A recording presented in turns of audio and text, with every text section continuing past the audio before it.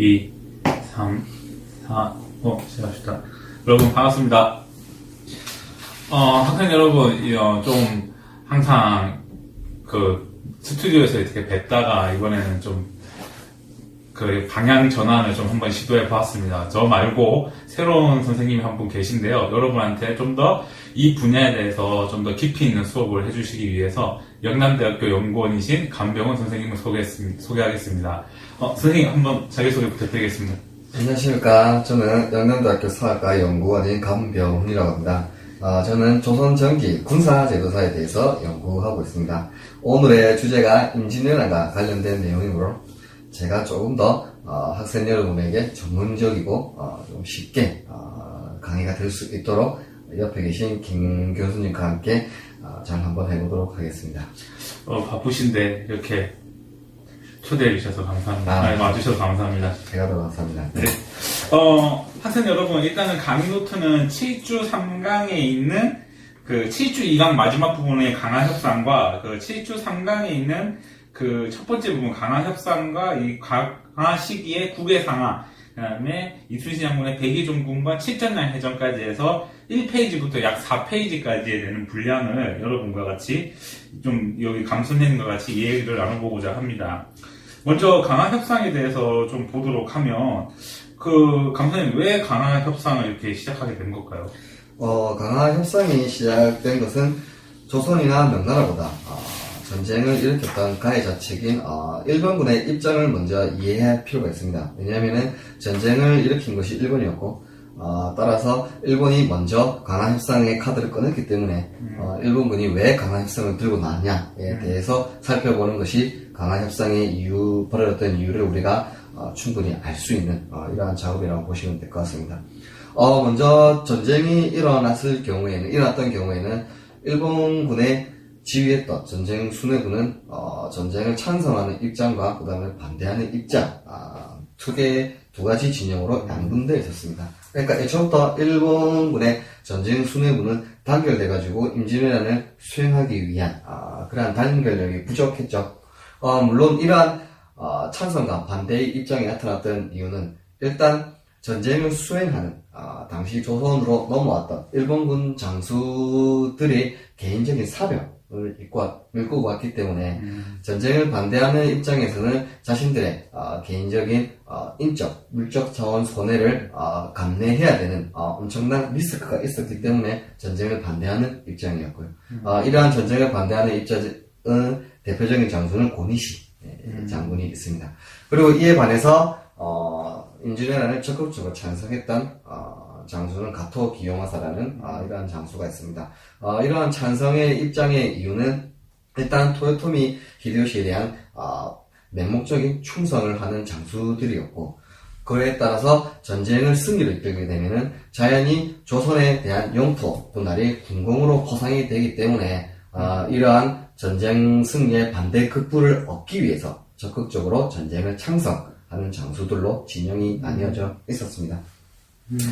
그리고 강화 협상을 일본군이 제기했던 또 다른 이유는 전쟁 초기와는 달리 시간이 지나감에 따라서 전황이 일본군에게 불리하게 돌아갔기 때문입니다. 한양을 점령하고 평양을 점령하기까지는 일본군이 승승장구했지만 이순신 장군을 위시했던 조선 수군의 한략과 그 다음에 전국 각지에서 일어났던 의병들의 유격활동, 그리고 명나라의 참전에 대한 분위기 때문에 일본군은 급격하게 전황이 불리하게 돌아갔습니다. 거기에 따라서 보급로가 부산에서 평양으로 상당히 길어졌기 때문에 이러한 보급로를 지키기 위해서 일본군의 병력을 강제 분산할 수밖에 없었고, 따라서 일본 본토에서 넘어오던 군수품들이 조선 수군과 의병들에게 강탈당으로 인해 가지고 군량, 그다음에 방한복 같은 군수품이 일본군에게 제대로 조달되지 못했습니다. 이러한 상황에서 일본군은 빨리 전쟁을 종결하고 전쟁을 휴전 또는 종전함으로써 이러한 위기를 극복하기 위해서 진행된 것이 강화회담이라고 보시면 될 것 같습니다.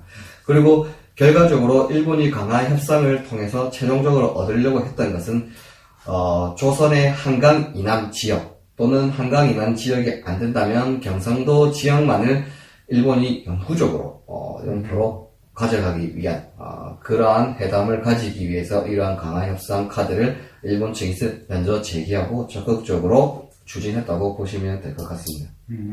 네. 학생 여러분, 저보다 좀 나은 설명으로 지금 찾아가고 있습니다. 강화 협상이 좀 이해가 됐으면, 이제, 다음은, 이제 왜 우리 이제 전쟁 자체가 아무래도 조선과 명나라와 일본인데, 왜 우리는 이렇게 제외가 됐을까요? 일단은, 사실은 명나라와 일본이 강화회담을 하기 전에 이미 조선과 일본은 강화회담을 한 적이 있습니다. 그렇지만 결렬이 됐습니다. 그리고 본격적으로 명나라가 조선에 파병을 하기 위해서 조선에 넘어와서 정탐 화단을 활동을 하면서부터 일본과 회담이 진행되는데요. 여기서는 조선이 배제됐던 이유는 일단 명나라는 최대한 전쟁을 피하려고 했기 때문에 그러한 것이고, 조선은 강화회담을 시작하기 전부터, 그리고 시작되고 난 뒤에도 일본의 완전한 철수를 주장했기 때문에 어떻게 보면 명나라와 일본의 입장과는 대비되는 입장이기 때문에 아마도 명과 일본의 양측에 의해서 조선이 배제되는 이러한 불리한 상황이 놓이게 되었고요. 그리고 한편으로는 조선이 일본을 적극적으로 격퇴할 수 없는 국방력을 지니고 있었기 때문에 당연히 명나라의 지원을 바라기 위해서는 명나라의 신기를 무조건적으로 이렇게 거부해서는 안 되었기 때문에 조선이 회담 초기에는 배제되었던 이러한 사실을 들 수 있습니다. 그러면 이제 강화 과정을 좀 간략하게 좀 설명을 좀 부탁드리겠습니다. 이 강화 협상의 과정은 2년 아니 7년 동안 전쟁이 벌어지면서 약 4년 정도 강화 협상이 진행됩니다. 그러니까 7년 전쟁 중에 3년은 삼국이 격렬하게 싸우고 4년 동안에는 강화 협상으로 인해 가지고 휴전이 진행되면서 이 삼국 간의 군사를 정비할 수 있는 이러한 시기였다고 볼 수 있겠는데요. 이 강화 회담은 전쟁이 시작되는 그날부터 시작됩니다. 이게 무슨 말이냐면 1592년 4월 13일 날 일본의 고니시 유키나가가 부산 전륜과 앞바다의 모습을 드러내면서 그 다음 날인 14, 15일에 각각 부상진과 동네를 함락시키지 않습니까? 그 동네를 함락시킬 때 울산 군수였던 이 연성에게 고니시 측이 조선 정부의 강화 협상을 먼저 제기를 합니다. 하지만 이 연성은 이러한 일본 측으로 받은 강화 협상의 서신을 가지고 잠적해 버림으로써 결국에는 제1차 일본의 주최했던 강화 협상 제의가 실패로 돌아가게 되는 이러한 현상입니다. 그럼에도 불구하고 일본은 한양으로 북상하기까지 끊임없이 강화 협상을 이렇게 요구하게 되는데요. 상주 전투가 벌어지고 난 뒤에도 다시 한번 조선에 갈렸던 경운순을 통해서 일본 조정의 그런 강화 협상을 회담을 제의합니다.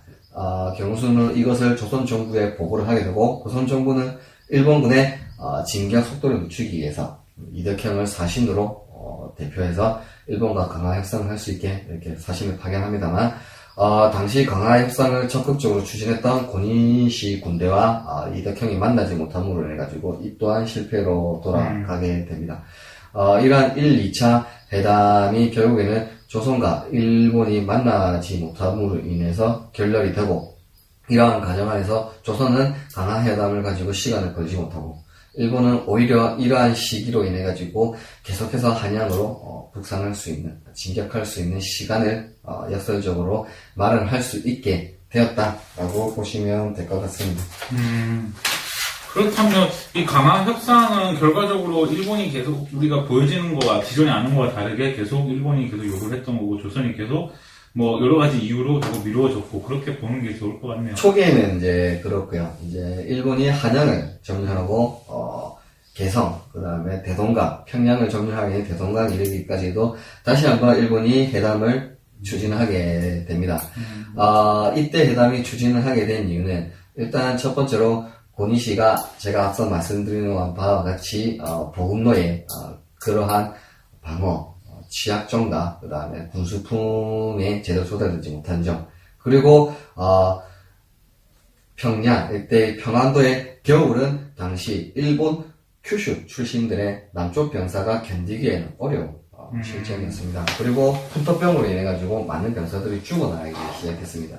이러한 상황에서 고니시는 적극적으로 다시 한번 강화회담을 추진하게 됩니다. 물론 이러한 강화회담은 조선의 완전한 철수가 아니라 일본군이 점령한 지역은 말 그대로 영원히 일본의 영토화로 하는 전제로 그러한 강화회담이라고 보시면 되는데, 이때 드디어 조선과 일본이 정식으로 회담을 하게 됩니다. 그런데 조선은 무조건적인 일본 철수를 주장했고, 일본은 그와 반대로 한강 이남의 영토를 일본 영토로 하겠다. 그리고 명나라로 가기 위한 길을 열어달라. 조공을 바치기 위해 이러한 주장을 내섰기 때문에 결국 회담이 결렬하게 되고, 이러한 회담은 결국 평양성 점령으로 이어지게 됩니다. 그렇군요. 그러면 강화 협상은 한 요 정도로 하면 좋을 것 같고요. 일단 시간 관계상 2개가 남았기 때문에 그 이순신 장군은 너무나 우리가 유명하죠. 그렇죠. 네. 뭐 거의 역사 공부하는 사람한테는 거의 신 같은 존재 아니겠습니까? 그 드라마 징비록이나 이렇게 또 불멸의 이순신 같은데 보면 이제 백의종군 가정이 나오는데, 개인적으로 어떻게 백의종군에 대해서 어떻게 좀 생각을 하고 선조가 왜 그런 행동을 했는지에 대해서 좀 간략한 설명 부탁드리겠습니다. 일단은 그때 당시 전근대 사회에 있어서의 커뮤니케이션 같은 경우는 결국에는 타인에 의존할 수밖에 없는 그러한 현상이었습니다. 결국에는 이순신의 그러한 의도라든가 말이 타인에 의해서 선조에게 잘못 왜곡 전달되거나, 그 다음에 이런 문서나 사건, 여러 가지 사건들로 인해 가지고 이순신에게 불리한 상황이 발생하게 되었습니다. 물론 이러한 상황에서 결정을 내린 것은 당시 임금 선조의 판단이었지만, 이러한 선조 임금의 판단이 무조건적으로 선조의 오판이 되었다라고 보기에는 조금 힘들 것 같습니다. 왜냐하면 분명한 것은 이순신에 대한, 그리고 선조에 대한 그러한 시각이 현재 우리 사는 후세의 사람들에 있어서는 분명한 차이가 있지만, 당시 기록 등을 통해서 본다면 선조가 충분히 이순신을 의심할 만한 사항이라는 그러한 사건들이 발생했기 때문에, 그리고 결과적으로 이순신을 통제사에서 채직시킴으로 인해 가지고 이순신이 백의종군을 하게 되고, 그러한 결과에 7천년 참패로 이어져고 정유재란에 있어서 조선에 크나큰 타격을 입힌 것은 사실이지만, 이것을 역사적으로 결과만 가지고는 놓고 볼 수 없기 때문에 그 과정이 어떠한 과정이 있었냐에 대해서 우리가 한번 살펴보면, 어떻게 보면은 이순신의 백의종군이 상당한 억울한 부분도 있지만, 이순신이 백의종군을 하게 될 수밖에 없었던 불리한 상황들도 발생했기 때문에 그러한 점도 있었다라고 보시면 될 것 같습니다. 아무래도 좀 역사는 강자에 의해서 쓰여지고 결과 중심적이기 때문에 좀 다양한 관점에서 볼 필요가 있을 것 같아요. 그러면 이제 칠전량 해전으로 넘어가 보도록 할까요? 이제 정유재란이 일어나고 이제 칠전량 해전이 일어나는데, 이제 우리나라 3대 굴욕 전투 중에 하나로 제가 알고 있는데, 그 중에 하나가 2개가 임진왜란 때 다 있었던 거 아니고, 용인하고 칠전량 이렇게 2개가 있는데, 또 칠전량 전투와 이제 원균에 대해서 좀 간단하게 설명을 좀 부탁드리겠습니다. 일단 원균은 제2대 통제사로 이순신 다음으로 이렇게 부임하게 됩니다. 이순신이 통제사에서 채직하게 되었던 이유는 이순신에게 불리하게 작용되었던 사건들의 발생으로 인해 가지고 원균이 통제사로 부임하게 되는데요. 사실 정유재란이 발발하기 전에는 일본군으로부터 정보가 흘러나오기에는 가토가 몇 날 며칠에 부산으로 바다를 건너간다. 그때 일본을 공격하면은 전쟁을 종결지을 수 있을 것이다 라는 반감계를 갖게 됩니다. 이러한 상황에서 조선 정부는 그렇다면 적극적인 해로 차단 전술, 그러니까 조선 수군이 부산 앞바다 가운데로 가서 아예 일본 수군이 건너오는 것을 괴멸시킬 수 있는 이러한 적극적인 차단을 펼쳤고, 이순신은 이와 반대로 조선 수군 단독만으로는 부산 앞바다에 가면 일본 수군과 육군의 협공을 받을 수 있기 때문에 그건 너무 위험 부담이 된다. 그리고 정확한 정보가 아닐 수도 있다. 그에 따라서 결국에는 견내람을 방어함으로 인해 가지고 일본의 남해 진출권을 막는 게 오히려 더 효과적이다. 이런 입장을 내세우게 됩니다. 여기서 선조와 이순신의 입장이 대립되면서 결국에는 1596년 겨울에 부산 방화 사건이 일어나게 됩니다. 이 부산 방화 사건이 뭐냐면은 당시 부산은 일본 군영의 총본부였습니다. 총본영이었습니다. 여기에 조선군의 활동으로 당시 일본군 군영 1000여호의 가옥이 불태워집니다. 그런데 이것이 이순신 희하의 군관이 자기 공으로 가로채기 위해서 이순신에게 거짓복을 하게 됩니다. 그래서 이순신은 그 군관의 말을 믿고 장계를 올립니다. 보상을 해달라는. 근데 다음날 최자사 이원익이 똑같은 장계를 올립니다. 이 장계의 내용은 자신이 주도했던 방화 사건이 있으니 포상을 해달라는 장계였습니다. 따라서 조선조정은 이 둘 중에 한 명이 누가 거짓말을 하는지 알아보기 조사했고 결국에는 이순신의 군관이 거짓으로 한 게 탄로갑니다. 따라서 선조와 당시 조선 대신들은 당연히 이순신의 이러한 군공 포상이 거짓이 있을 수도 있겠다. 그리고 이순신의 남해 경내랑을 통해서 외군의 남해 차단 진입 작전도 어떻게 보면은 좀 아니라고 대처 방안이 조금 적극적이지 못하다라는 불만이 제기됩니다. 이렇기 때문에 결국에는 통제사로 원군이 임명하게 되는데요. 그런데 통제사로 임명된 원군은 결과적으로 칠천량 해전이 일어나기 불과 2-3달 전에 임명됐기 때문에 당시 조선 이순신 측근들을 구성된 조선 수군을 완전하게 장악하지 못하는 상태였습니다. 이러한 상황 안에서 조선 조정에 끊임없는 그리고 강요된 부산 앞바다의 진출 명령을 원균은 이기지 못하고 결국에는 6월 15일에 조선 수군을 총이끄고 대략 160여 척의 전선을 이끌고 부산으로 출발하게 됩니다. 그리고 부산으로 출발한 지 한 달 뒤에 본격적인 칠천년 해전이 벌어지게 되는데 7월 14일 날 부산 앞바다로 진출한 조선 수군은 일본 수군과 싸우려고 하지만 계속된 일본 수군의 회피 전술로 인해 가지고 별다른 전공을 세우지 못합니다. 오히려 당시 높은 파도와 바람으로 인해 가지고 조선 수군이 일부분 괴멸되고 이러한 간접적인 피해를 받음으로 인해 가지고 후퇴를 하게 됩니다. 부산 가덕도로. 그런데 부산 가덕도에 후퇴를 했는데 여기 이 섬에 일본군이 매복해 있었던 겁니다. 따라서 섬에 하륙했던 조선 수군 500여 명을 무참히 도륙하게 되는 그러한 패배를 먼저 맛봤던 전투였습니다.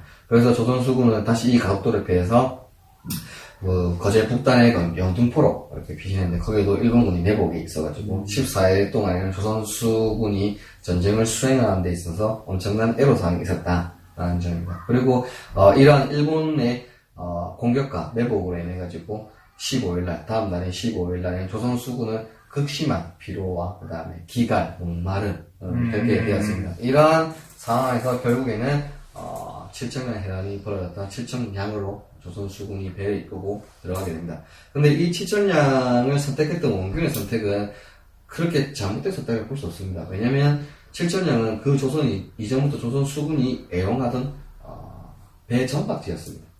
따라서 이 칠천량에서 경계 활동을 조금 더 엄밀히 그 다음에 착실하게 했다면 아마도 이 패전을 당할 염려는 없었을 겁니다. 하지만 14일, 15일에 벌어졌던 전투로 인해 가지고 조선 수군의 극심한 피로와 기갈 등으로 인해서 경계 활동이 실패하게 되고 15일 밤 10시경부터 시작된 일본 수군과 육군의 협공으로 인해 가지고 16일 새벽 4시부터는 조선 수군이 거의 괴멸되는 지경에 이르게 됩니다.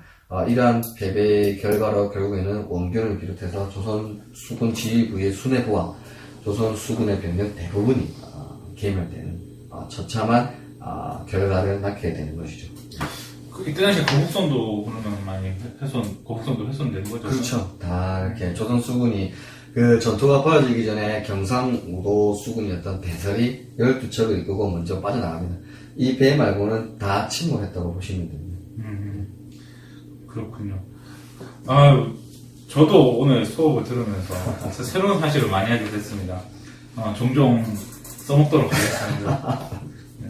혹시 다음에 시간이 되시면 한번 좋은 분야 같은 경우에 부르도록 하겠습니다. 마지막으로 본인이 이제 아무래도 군사 전문가로 가고 계시니까 이순신 장군에 대해서 한 줄 평을 좀 부탁드리겠습니다.